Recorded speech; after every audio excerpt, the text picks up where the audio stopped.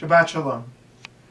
This coming week we read Parshat Vayeshev, and it's a wonderful Torah portion. It actually is much of what we base the Broadway show Joseph and the Amazing Technicolor Dreamcoat. But I want to focus more on Hanukkah. This coming Saturday night begins the holiday of Hanukkah, and this year in the Gregorian calendar it goes through the new year, so it's almost a juxtaposition of Hanukkah and the end of the year.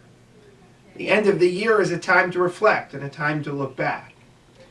Hanukkah is the same thing in many ways. When we really break Hanukkah down to its most basic parts, it is a holiday about religious freedom. It's a holiday about a group of imperfect warriors. Imperfect Jewish warriors who themselves weren't always the greatest people in the history of mankind, who somehow summoned up enough courage, enough organization, enough might this one time to beat off their oppressors so that they might observe their religion in freedom and in safety. It's an eternal message, a message that rises above any one period in history, a message that we are somewhat cognizant of, and yet at times we lose a little bit of sight of. In Yardley, Pennsylvania, in the northeast of the United States in 2016, our religious freedom is rarely, if ever, in danger. But it's not just about us. We know that there are people in this country who today fear for their religious freedom. We know there are Jews in other parts of the world who fear for their religious freedom.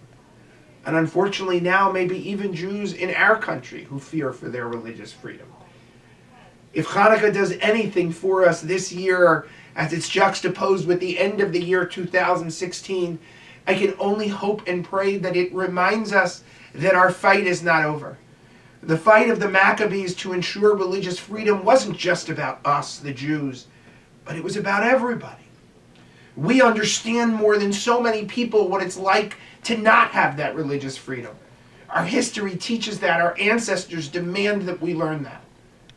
And so when we face it, especially when it's not directed at us, we have a responsibility, just the same way that the Maccabees did so many years ago. Chag Chanukah Sameach, Shabbat Shalom, and may the year 2017 be one of health and peace for us all.